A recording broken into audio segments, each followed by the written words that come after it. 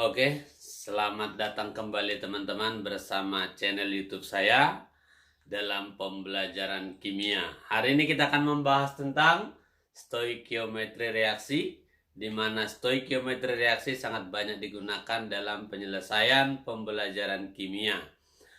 Jika Anda menemukan soal-soal tentang stoikiometri reaksi, yang pertama sekali Anda harus tahu adalah bagaimana menyetarakan persamaan reaksi. Cara menyetarakan persamaan reaksi sudah kita bahas pada video sebelumnya. Oke, hari ini kita akan lanjutkan ke stoikiometri reaksi, di mana pada stoikiometri reaksi itu berlaku perbandingan mol sama dengan perbandingan koefisien reaksi. Perbandingan mol sama dengan perbandingan koefisien reaksi. Cunsung. Nah, kalau misalnya ada persamaan reaksinya seperti ini. Misalkan ada N2, lalu di sini ada tulis gas ditambah dengan H2, gas menghasilkan NH3 gas. Misalkan di dalam soal diketahui bahwa N2-nya itu ada sebanyak 2 mol. Misalkan diketahui di sini 2 mol. Lalu ditanya berapakah molnya NH3. Maka sebelum ini kita lanjutkan, karena ada persamaan reaksi, yang pertama kita lakukan adalah setarakan dulu persamaan ini. Kita mulai dari N, di sini N-nya ada 2, di sini cuma ada 1, berarti yang ini kita kali 2. Lalu H-nya di sini ada 2, di sini H-nya jadi ada 6. Maka ini kita kali 3 supaya sama. Nah, kalau sudah setara, boleh kita lanjutkan. Di sini diketahui N-nya sama dengan 2 mol. Lalu ditanya NH3-nya berapa? Tadi di atas sudah kita katakan bahwa perbandingan mol itu sama dengan perbandingan koefisien reaksi. Sedangkan N2 dengan NH3 perbandingan koefisiennya adalah 1:2. Lalu kalau di sini molnya ada sebanyak 2, berarti bagaimana cara menentukan si NH3? Nah, cara menentukannya kita pakai mol yang ditanya itu sama dengan koefisien yang ditanya dibagi dengan koefisien yang diketahui jumlah molnya, kita kali dengan mol yang sudah diketahui.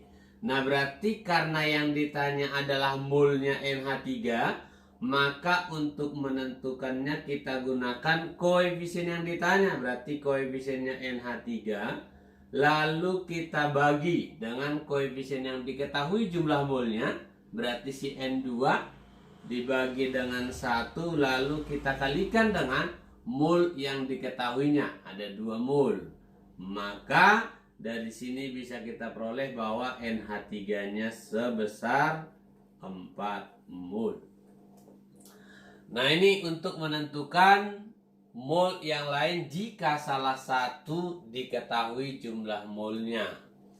Nah, contoh lain misal saya buat CH4 ditambah dengan O2 menghasilkan CO2 ditambah H2O. Misalkan diketahui oksigen. Oksigennya misalnya kita buat sebesar 64 gram. Lalu karena oksigen diketahui 64 gram, ditanya berapakah volumenya CO2. Misal, berapakah volumenya CO2 pada STP? Ada persamaan reaksi. Yang pertama sekali kita lakukan adalah setarakan dulu persamaannya. Nah, kita anggap ini semuanya gas. CH4 itu gas, O2 gas, yang ini gas, ini gas. Kita setarakan dulu dimulai dari C. C-nya 1, di sini juga sudah 1. Sama. Lalu H, di sini ada 4, di sini ada 2. Berarti yang ini kita kali 2. Lalu O-nya di sini 2, sementara di sini batasnya adalah panah. Berarti di sini ada 2, ditambah di sini 2 jadi 4. Maka supaya sama ini kita kali 2. Perhatikan, yang diketahui di dalam soal adalah gram. Sementara di dalam stoikiometri reaksi berlaku bahwa perbandingan mol sama dengan perbandingan koefisien reaksi. Berarti gram ini harus kita ubah dulu menjadi mol. Apa rumusan dari gram menjadi mol? Mol itu sama dengan gram dibagi dengan mr. Berapa gramnya? Ada diketahui 64. Berapa mr-nya? MrO2 itu ada sebesar 32. Apakah harus dihafalkan mr-nya? Tidak, nanti di soal pasti dikasih tahu teman-teman. Jadi tidak usah ragu, mr itu tidak perlu dihafal, pasti ada dikasih tahu dalam soal. Atau kalaupun tidak dalam soal berarti bisa buka buku, perhatikan nanti dalam tabel periodik. Nah, lalu 64 ini dengan 32 kita coret set, maka diperoleh molnya si O2 itu adalah sebesar 2 mol. Sudah ketemu molnya O2 sebesar 2 mol. Untuk menentukan volumenya si CO2 yang pertama kita cari adalah molnya. Tadi berlaku bahwa perbandingan mol sama dengan perbandingan koefisien. Maka kita cari dulu molnya si CO2. Bagaimana cara menentukan? Mol ditanya berarti molnya CO2 sama dengan koefisien yang ditanya berarti koefisiennya CO2. Lalu kita bagi dengan koefisien yang diketahui. Yang diketahui molnya adalah si O2. Kita kalikan dengan 2. Lalu kita kali dengan mol yang diketahui. Ini sebenarnya 2. Maka 1/2 kali 2. Ditemukanlah bahwa CO2 itu sebesar 1 mol. Nah, ketika CO2 sudah nemu 1 mol, bagaimana mengubah menjadi volume dalam STP? Jangan lupa teman-teman, sebelumnya sudah kita bahas bahwa mol sama dengan volume STP dibagi 22,4. Nah, lalu tinggal kita masukin molnya 1 berarti volumenya, maka 1 sama dengan volume per 22,4. Berarti dari sini kita temukan bahwa volume sama dengan 22,4 liter. Nah, ini salah satu penyelesaian stoikiometri reaksi kalau yang diketahui di reaktannya ada satu zat. Satu zat yang diketahui di sini cuman N2 diketahui, di sini cuman O2 diketahui. Sampai di sini dulu bisa dipahami teman-teman? Nah, contoh lain misal seperti ini. Saya sediakan C2H6 gas ditambah dengan O2. Gas menghasilkan CO2 gas ditambah H2O. Nah, ketika ada seperti ini, persamaannya harus kita setarakan. Tadi di sini C-nya 2, berarti di sini harus kita kali dengan 2. H-nya 6, kita kali dengan 3. Berarti O-nya jadi ada 4, tambah 3 ada 7. Di sini cuman ada 2, supaya sama berarti kita kali 7/2. Namun kalau ada koefisien dalam bentuk pecahan, supaya enak kita kali aja semuanya dengan 2. Kita kali seluruhnya dengan 2. Maka kita temukanlah persamaannya adalah 2C2H6 yang gas kita tambah dengan 7O2 yang gas, lalu menghasilkan 4 CO2 yang gas ditambah 6 H2O yang gas. Nah, tadi sudah kita bahas bagaimana cara menghitung yang lain jika reaktannya diketahui salah satu molnya.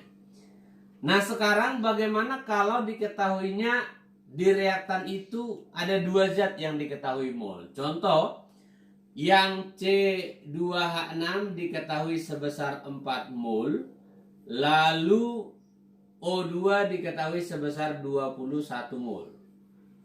Nah, sementara di soal ditanya berapakah molnya si CO2. Nah, ketika ada dua atau lebih nanti yang bersamaan diketahui seperti ini di reaktan, maka di sampingnya ini sering saya katakan disebut dengan meres. Meres itu apa sih? Ini mula-mula, mol mula-mula yang disediakan. Lalu R itu adalah yang bereaksi atau pembatas. Lalu S adalah yang sisa. Nah, yang pertama kita kerjakan karena yang mula-mula sudah disediakan. Yang pertama kita kerjakan adalah menentukan pereaksi pembatas. Bagaimana caranya menentukan pereaksi pembatas? Maka untuk zat yang diketahui jumlah molnya, kita bagikanlah antara mol dengan koefisien reaksinya. Nah, contoh yang pertama ada si C2H6. Yang pertama ada C2H6. Berarti kita bagikan antara mol, molnya ada 4, per koefisien ada 2. Maka kalau kita bagi hasilnya sebesar 2. Lalu yang kedua ada si O2. O2 nya berapa? Ingat, kita bagikan mol dengan koefisien. Molnya ada 21. Lalu koefisiennya ada 3. Ada 7. Koefisiennya ada 7, berarti hasilnya sama dengan 3. Maka dari sini sudah kita temukan dua angka pembanding. Yang pertama ada angka 2, yang kedua ada angka 3. Yang lebih kecil adalah angka 2, maka kita sebutlah yang lebih kecil ini sebagai pembatas. Pereaksi pembatas. Berarti yang ini adalah pereaksi yang bersisa. Pembatas itu artinya harus habis. Maka inilah kita gunakan sebagai pembanding. Nah, di sini tadi yang habis adalah C2. C2 itu punya siapa? C2H6. Maka C2H6-nya harus kita habisin. Yang kita pakai di sini bukan duanya. Ini hanya menentukan siapa yang habis. Ini hanya pembanding untuk menentukan yang habis. Karena yang habis C2H6, maka si C2H6 itu bereaksi semuanya. Maka C2H6 bereaksi sebesar 4 mol. Karena dia habis. Disediain mula-mula 4, habis nggak ada sisa, berarti semuanya bereaksi dengan 4 mol. Ketika kita sudah menentukan siapa pembatas, dari sinilah kita bisa menggunakan rumus perbandingan mol sama dengan perbandingan koefisien reaksi. Karena yang ditanyanya CO2, berarti kita bandingkan terhadap CO2. Pakai rumusan yang tadi. Bahwa mol yang ditanya, siapa mol yang ditanya? Berarti molnya CO2 sama dengan koefisien yang ditanya. Koefisien yang ditanya siapa? CO2 berarti 4 per koefisien yang diketahui sekarang yang ini berarti per 2, kita kali dengan mol yang diketahui dikali dengan mol yang diketahui kali 4. Maka hasilnya sama dengan 8. Berarti dari sini diperoleh bahwa si CO2 itu ada 8 mol. Mula-mulanya ya belum ada dong, karena dia produk atau hasil. Maka hasilnya sudah kita temukan CO2 itu ada sebanyak 8 mol. Bagaimana kalau di dalam soal ditanya juga misalnya O2 berapa, O2 yang sisa? Ya kita cari lagi, bandingin dengan ini. Seumpama ditanya O2 berarti molnya O2 sama dengan koefisiennya O2 ada 7 per koefisiennya C2H6 ada 2. Lalu kita kali dengan molnya. Nah ingat, kita kembali ke sini, bukan ini lagi, karena ini yang sudah kita gunakan sebagai pembatas. Dikali dengan 4 berarti ini sama dengan 14 mol. Nah berarti di sini CO2 yang bereaksi itu adalah 14 mol. Sementara tadi disediakan 21 mol. Maka O2 nya sisa sebesar 7 mol. Nah demikian untuk penyelesaian stoikiometri reaksi. Nah, yang pertama itu kemungkinan ada satu zat di reaktan yang diketahui. Yang kedua, ada 2 zat di reaktan yang diketahui. Lalu yang ditentukan nanti massa yang lainnya atau mol yang lainnya. Nah, untuk yang ditanya bisa jadi massa, mol, atau volume sesuai dengan konsep mol pada pembelajaran sebelumnya. Oke, sampai di sini. Terima kasih.